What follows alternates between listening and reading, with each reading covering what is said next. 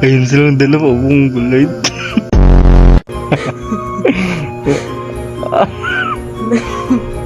Wait.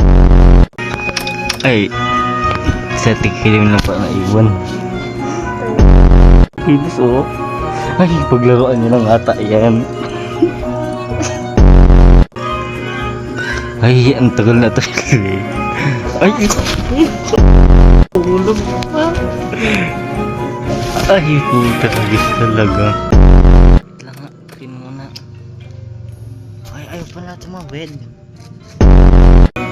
Ayun sa Tashley, o tanong siya ang tanong. Ayun siya oh.